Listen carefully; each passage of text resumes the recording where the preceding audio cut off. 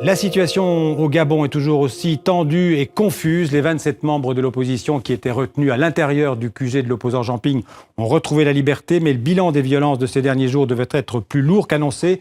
Au moins 7 morts au total dans le pays. Je vous propose tout de suite de retrouver sur place en direct notre envoyé spécial Ilham Taoufiki qui est à Libreville. Alors Ilham, quelle est ce soir la situation à Libreville ? Ilham, vous m'entendez ? Alors, je pense que nous allons suivre un reportage qui a été tourné tout à l'heure à Paris où les partisans de Jean Ping se sont rassemblés. Donc Jean Ping, l'opposant au président Ali Bongo. Ils se sont rassemblés tout à l'heure sur l'esplanade du Trocadéro pour réclamer le départ du président sortant Ali Bongo et lancer un appel à la France pour mettre fin, je cite, à la folie sanguinaire d'Ali Bongo. Un reportage de Grégory Fontana. Dans la rue aujourd'hui, il faut que les gens comprennent que c'est pas parce qu'on a voté Ping, c'est vrai qu'on a voté Ping, mais c'est parce que nous en avons marre. Ça fait 50 ans que ça dure. Nous vivons dans la pauvreté, nous n'avons pas d'hôpitaux, nous n'avons pas d'école, nous n'avons rien du tout. Les Gabonais vivent dans la misère. Donc nous disons non à Ali Bongo, il doit partir. On n'arrive pas à joindre nos parents. Moi j'ai 3 enfants au Gabon, j'arrive pas à les joindre. Donc le jour où on me dit que mes enfants sont morts, je ne pourrais pas répondre de moi-même. Je ne pourrais pas répondre de moi-même. Donc j'espère que François Hollande prendra ses responsabilités, qu'il arrête de jouer avec les mots. Ali Bongo a perdu, qu'il parte. Nous ne pouvons plus attendre car les populations sont en train d'être tuées. On a des parents qui nous appellent, on entend les coups de fusil. Ce sont les jeunes qui se lèvent, monsieur, j'ai 26 ans. On est fatigué, on a besoin d'être libre. Vous comprenez ?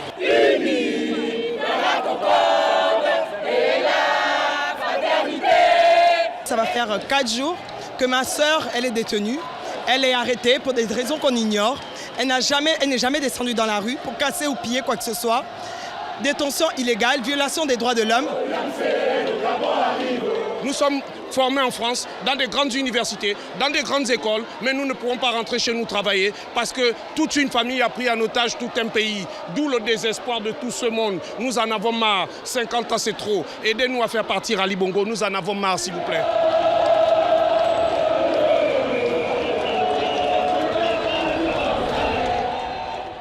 Alors nous allons essayer de rejoindre par téléphone notre envoyé spécial au Gabon, Ilham Taoufiki. Ilham, vous êtes là ?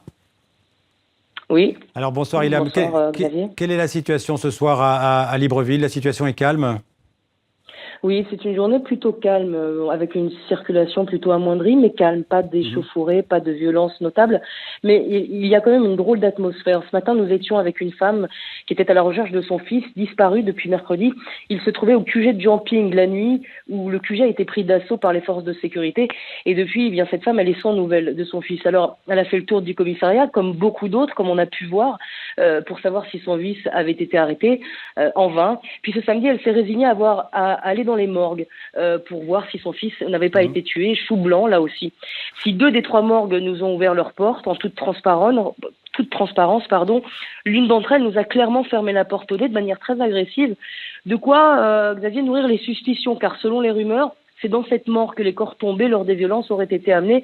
Bon, impossible à vérifier, bien sûr. Juste pour préciser, au lendemain de l'assaut du QG de Jean Ping, le gouvernement avançait le chiffre de 3 morts. L'opposition et la société civile, elles, parlent de 17 morts sur cette seule nuit. Où se trouve la vérité ? C'est très très difficile à dire, très difficile à vérifier. Merci Ilham pour ces précisions. Jean Ping est en direct sur TV5 Monde au téléphone depuis Libreville. Merci d'être avec nous Jean Ping. Vous vous considérez ce soir toujours comme le président légitime du Gabon ? Bien, je ne me considère pas comme le président légitime du Gabon. Je suis le président légitime du Gabon. Parce que les urnes ont parlé, tout le monde sait ce qui s'est passé, tout le monde. À l'extérieur, à l'intérieur, tout le monde sait qu'on est le vainqueur. Donc vous contestez les chiffres publiés par la commission électorale ? Pardon ? Vous contestez les chiffres publiés par la commission électorale ? Nous vous disons que la commission électorale se prononce sur la base de procès-verbaux et de décisions des gouverneurs. Partout, sur toute l'étendue du territoire, sauf dans le Haut-Ogooué, nous sommes d'accord avec ce que leurs propres gouverneurs ont communiqué à la Sénat. Sur cette base-là, nous sommes vainqueurs. Jean Ping, si vous que viennent faire les tripatouillages qu'on a constatés dans le Haut-Ogooué, les chiffres ne concordent pas, on a fait ceci. Si vous n'obtenez pas le recomptage des voix que vous réclamez, bureau par bureau, qu'est-ce qui peut se passer dans votre pays? Mais nous serons obligés d'accepter. Qui va refuser qu'on recompte les voix? Qui va refuser? Sur quelle base? Nous avons les observateurs internationaux que lui-même a fait venir. Ces observateurs internationaux ont demandé qu'on recompte les voix. Ce n'est pas nous. Ils ont commencé à demander qu'on recompte les voix. L'Union européenne. Et partout, on dit recompter les voix sur une base de transparence. Nous sommes tout à fait d'accord, c'est lui qui refuse. Donc vous pensez que vous obtiendrez le recomptage des voix? Je ne vois pas comment il va faire autrement, si ce n'est continuer à faire ce qu'il fait, terroriser les gens, refuser tout et tuer tout le monde. Monsieur Ping, qu'est-ce que vous attendez de la France dans les circonstances actuelles? Écoutez, nous attendons de la France en particulier, parce que nous avons des liens spécifiques avec la France, des liens séculaires avec la France, mais nous attendons aussi du reste de la communauté internationale, de l'Union européenne qui fait un travail très apprécié, de NDI, les observateurs américains, du gouvernement américain et de la plupart des gouvernements du monde, que la vérité des urnes soit reconnue. Voilà. Monsieur Jean Ping, les violences ont déjà fait plusieurs morts ces derniers jours. Vous condamnez ces violences, d'où qu'elles viennent? Oh, mais monsieur, écoutez-moi bien. De notre côté, même si on nous accuse de violence, nous n'avons tué personne. Il n'y a eu aucun mort de notre fait. Tous les 40 ou 50 morts viennent du gouvernement. Par exemple, on nous accuse d'avoir envoyé des gens brûler le Parlement. Supposons une seule seconde que ce soit vrai. Supposons une seule seconde que ce sont nos gens qui sont allés brûler le Parlement. Deux réponses à cela. Est-ce que c'est normal qu'après avoir brûlé un édifice public, un gouvernement vienne la nuit bombarder le siège de son adversaire, piller, voler, tuer? Est-ce normal?